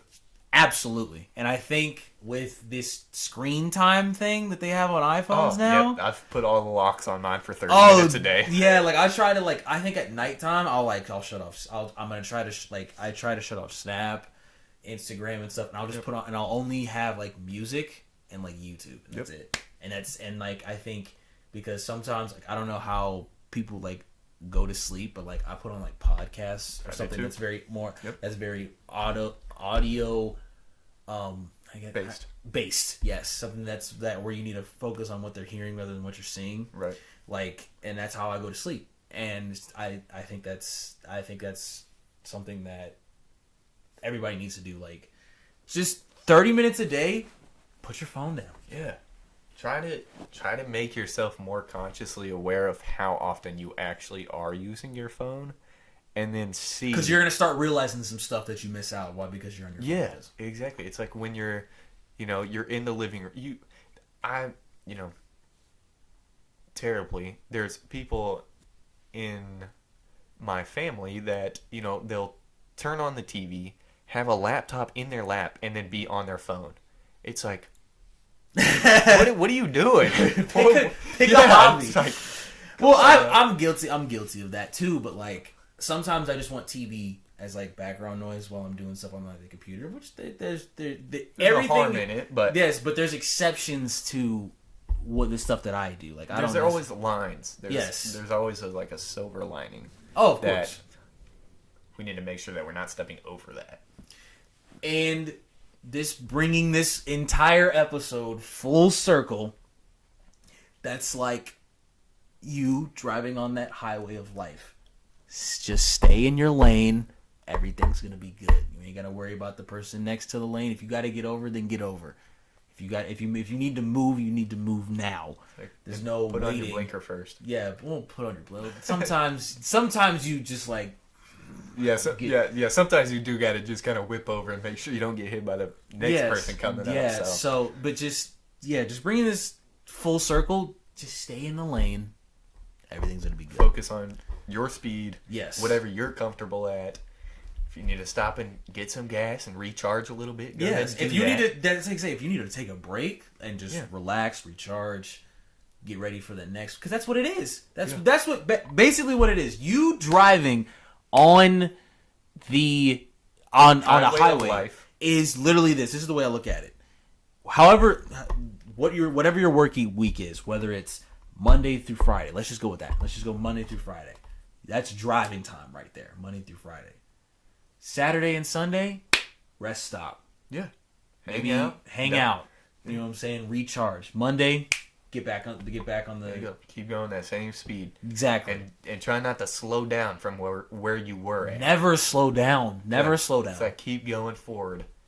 If your wheel is riding on the rim, pull off. Fix it. Get back on the road. If you got to pull over and fix some stuff, or you got to pull into a garage. Those are some good analogies. I'm telling you, man, my analogy game is crazy. But Parker, is there anything else you wanna leave with these people before we close out on this epic of a episode? I'm super glad to be here. Thank you to Hunter for having me over. I'm looking forward to hopefully having another episode. Oh, don't worry about get that, into some man. more raw Don't worry about material. that. You guys now get to see the second evolved version of my thoughts, and we'll get through. We addressed a lot of great stuff. I'm glad we got into a lot of different things, and this was being recorded on the 23rd. This will be available on the 24th. So basically, just start up your new weeks. Brand new Flight 96 podcast episode. So I will put Parker's YouTube channel in the description. Check it out. Definitely subscribe to him. Check him out. I have some big things that I'm working on right now. Again, I can't speak about them right now, but just keep on the lookout. Know that they're crazy. Just know that they're big. Yes. Just know that they're very big, and I cannot wait to share it with everybody. What else is coming up this week? Now that I'm on it, I will be recapping the Rare Breed Entertainment's Pearly Gates 3 event that just happened about a week ago.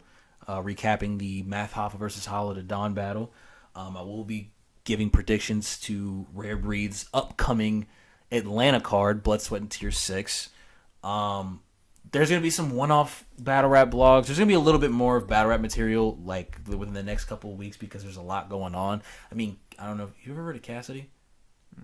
Okay, well, he was a big NY rapper. He's making his return to battle rap, and it's I think the only battle rapper I know was Mac Lethal. I don't know if you know who Mac that is. How do you know who Mac Lethal is? Yo, I got a lot of his music actually. Yo, that's crazy. Yeah, I think I saw. Shout out to Grind Time, man. That's wow. Okay, that's crazy. Yeah, that guy's super talented.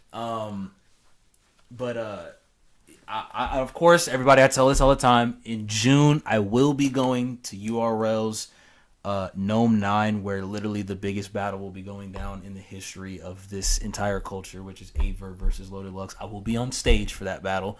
I will be watching it as close as I possibly can. So, more details will be on that. I am now a reoccurring member of Hip Hop Is Real, which is the biggest battle rap media outlet right now. I want you to go subscribe to my guy Knowledge. He puts out content all the time. He's actually, right as we speak, at Band Legacy Weekend, which is a huge weekend right now in Richmond, Virginia. So all my battle rap people, go look out for those updates. Yeah, dude, just and wait until I get the clearance to basically make this huge announcement. I'll tell y'all right now, I've worked really hard for what I've gotten, and just to give the listeners a little bit of a grasp of how long you've been working and all the things that you've been doing, kind of shed a little bit of light on that. I started this channel like maybe 2 to 3 years ago, and I did it just because it was a hobby. Like I was like, I wanted to start a podcast. Like, why not? Like, the weirdest thing is that this was never supposed to be even called Flight 96. This was supposed to be called Airplane Mode Conversations, and I realized that title was absolutely terrible. Yeah, so I was just like, man, let me do this. So. And then it just started like, dude, I would have people over in this very room every weekend, just cranking out episodes, having great conversations. And then expanded to where I got my first basically Skype kind of interview with battle rapper Jerry West, who was the first battle rapper to give me a chance and actually help me elevate. And then I went to shout out to my guy Kit Money, who's worked with Ty Dolla $ign, Frank Ocean, Method Man, Redman, Raekwon, Rick Ross, like you name it. Like, and he's a close personal friend of mine. Shout out to everybody in Cali. Basically, it's slowly starting to pay off. This doesn't mean I'm about to slow down. This is actually the opposite of that. I'm about to have to hit on the gas. Yeah, pick up the pace. But I've spent it all since I was 18. Matter of fact, the end of August in 2015 was when I started. It was when I basically came up with the mindset of, I'm going to chase this. If I'm going to do this, I'm going to do this 100%. So. And how many hours have you spent being able to acquire the knowledge that you have to be able to speak like you do about? Oh, dude, listen, you have no idea how hard it is for me to remember all of the stuff that I'm going to say and questions and the amount of preparation. Because people will say like, oh, just get on here and record. No, like there's a whole entire process that I have to go through and a mindset that I have to get in. Like, all right, this person, how well do I know this person? That's exactly what I was going to say. How well do I know this person? What can I talk about? How can I approach this? How can I ask this? You know what I'm saying? It's a lot of stuff that goes into this where it's like behind the scenes. It's a lot of, and plus this is a one-man operation. There's no other person that handles the audio. I record, I schedule, I handle. Flight 96 is a one-man operation that is ran by me. That has been going on for a long time. Yeah, and we're on episode. We're almost to the 60s actually. Shit, no way. Yeah, like we're almost in the 60s. So 60 episodes, just incredible amounts of hours of knowledge and studying. So this will be episode 57. I mean, it takes a long time. And what I'm trying to get here is, those those steps, and he's talking about, staying in your lane, switching over, getting in front of that person, getting in the lane again, and just making these gradual little steps for, a long time to be able to receive the fruit of your works. And there have been times where I'm like, this ain't gonna work. I'm not gonna blow up or whatever. But then I started to think like, it's not really about that. It's just reaching the goal that you set for yourself. And I'm about to reach that goal. I mean, we're at what, 95 subscribers right now. You know what I'm saying? I've always wanted to reach 100. You know what I'm saying? But we're at 95 subscribers right now. And then when I reach 100, dude, it's going to be great. Like, it's going to be fantastic. And then I want to reach 200. And then I want to reach 300, 400, 500, 1,000. Like, it just keeps growing. And what I've learned is that, big people who have names in industries have told me, like, dude, just keep your head down, be humble, and keep working. Like, that's all you got to do, dude. You stick to the road that you're on. Don't worry about chasing views, because that stuff's going to come to you. Just put the work in and everything's going to fall into place. Absolutely. And I think that's the best way that we can end this podcast episode. If there's anything else that you want to closing. Nothing too crazy. Just, if you guys can, do justice, love kindness, and walk humbly. And those are the 3 words of advice, or 6 words of advice that I stand by and would like you guys to, if you grab anything from my conversation today with Hunter, then definitely those are the key points. As we close out on this 2-hour